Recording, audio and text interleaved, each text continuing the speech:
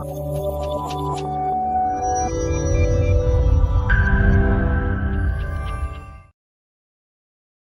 Health lovers అందరికీ నమస్కారం. మీ doctor Kishore Kumar. Cell అనగానే ఇది బేసిక్ యూనిట్. ఎన్నో అవగాహన ఎపిసోడ్స్ మీ ముందుకు తీసుకొచ్చాం సెల్ హెల్త్ నుంచి.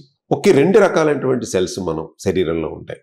ఒకటి శక్తివంతమైనటువంటి సెల్, రెండు అనారోగ్యంతో కూడుకున్నటువంటి సెల్. అంటే ఈ అనారోగ్యంతో కూడుకున్నటువంటి సెల్ ఒక డిసీజ్ కారకమై ఉండొచ్చు, లేకపోతే క్యాన్సర్ కూడా కారకమై ఉండొచ్చు. అంటే ఈ డిసీజ్ కారకమైనటువంటి సెల్కి ఇప్పుడు హెల్తీ సెల్కి కావాల్సింది ఏంటి? దానికి కావాల్సినటువంటి సూక్ష్మ స్థూల పోషకాలన్నీ కూడా సమృద్ధిగా అందాలి, వాటర్ సక్రమంగా అందాలి. అప్పుడు మాత్రమే అది హెల్తీగా ఉంటుంది. అంటే కొన్ని పోషకాల లోపం కానీ లేదా న్యూట్రియంట్స్ లోపం వల్ల కానీ అది సిక్ అయిపోయి ఉండొచ్చు. మరి ఈ యొక్క సిక్ సెల్కి ఎటువంటి కండిషన్స్ ఫేవర్గా ఉంటాయి అనేటటువంటి విషయాలు ఇప్పుడు మనం దీంట్లో తెలుసుకుందాం. అంటే మన సెల్ ఎప్పుడైతే దానికి కనుక ఫేవరబుల్ కండిషన్స్ ఏంటి, మీకు ఎక్కడ బాగుంటుంది ఏంటి అంటే ఒక 25 degrees ఏసీలో ఉంటే బాగుంటుంది, లేకపోతే మొక్కల మధ్య ఉంటే బాగుంటుందని మనం ఎట్లాగైతే మన కంఫర్ట్ మీకు ఏ ప్రదేశంలో ఉంటే నచ్చుద్దని మనకి ఎలా అడిగితే మనం 100 రకాలు చెప్తాము, అలాగే ఒక క్యాన్సర్ సెల్తో నేను మాట్లాడితే కనుక ఆ క్యాన్సర్ సెల్ చెప్పేటటువంటి ఆన్సర్లు ఏంటో తెలుసా మీకు? నీకు ఎక్కడ ఏ కండిషన్స్ కంఫర్టబుల్గా ఉంటాయి, నువ్వు క్యాన్సర్ సెల్ నువ్వు గ్రో అవ్వడానికి అని నేను అడిగినప్పుడు అది ఇచ్చే సమాధానం ఏంటంటే, అయ్యా నాకు షుగర్ కంటెంట్ ఎక్కువగా ఉంటే నాకు ఇష్టం.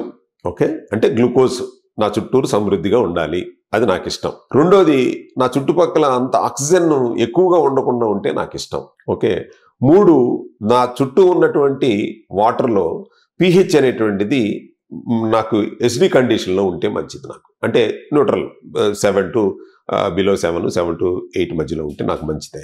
అంటే దాని కంఫర్ట్ ఏం చెప్తుంది? ఆక్సిజన్ సక్రమంగా ఉండకూడదంట దాని చుట్టూరు. రెండోది, దానికి ఏది ఇష్టము? గ్లూకోజ్ ఇష్టం, షుగర్ ఇష్టం. మూడోది, ఆల్కలైన్ కండిషన్ కాకుండా ఉంటే ఇష్టం. అంటే మనం అర్థం చేసుకోవాల్సింది ఏంటంటే, దాని ఫేవరబుల్ కండిషన్స్ని ఎప్పుడైతే మనం అరికట్టగలుగుతామో ఆ క్యాన్సర్ని క్యూర్ చేయగలుగుతాం. సింపుల్. కాబట్టి ఆ సెల్ కండిషన్కి మనం ఏమి ఇవ్వకూడదు? ఫస్ట్ గ్లూకోజ్ అందనివ్వకుండా చూడాలి.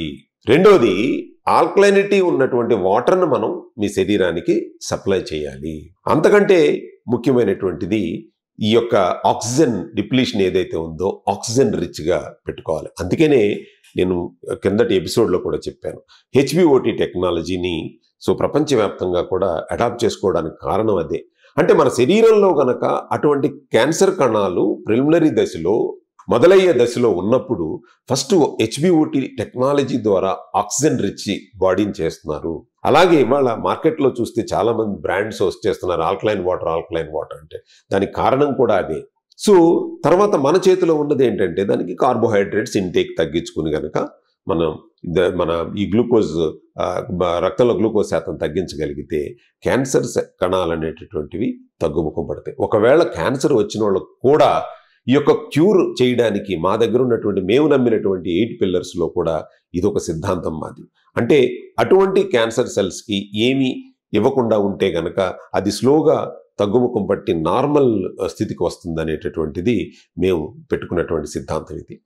కాబట్టి మా సెల్ హెల్త్లో మేము చేసేటటువంటి ఈ మెటబాలిక్ డైట్, సెల్ మెటబాలిక్ డైట్లో మీకు ఇచ్చేటటువంటిది బేసిక్ ప్రిన్సిపల్స్.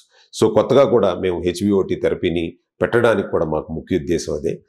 ఈ వ్యాధిగ్రస్తమైనటువంటి పీపుల్ వచ్చినప్పుడు వాళ్ళకి రిచ్ బాడీ ఆక్సిజన్ రిచ్ ఎప్పుడైతే ఇస్తామో ఈ యొక్క క్యాన్సర్ కణాలు అనేటువంటివి ఇంకా ఆ ప్రదేశం కంఫర్టబుల్గా లేకపోతే అక్కడి నుంచి వెళ్ళిపోవాలి లేదా చనిపోవాలి. కాబట్టి మేము చంపేయడానికి ఎన్ని రకాలైనటువంటి దాని కంఫర్ట్లని తీసేయడానికి మేము సిద్ధం అవుతున్నాం. చూస్తూనే ఉండండి మీ doctor Kishore Kumar, cell health.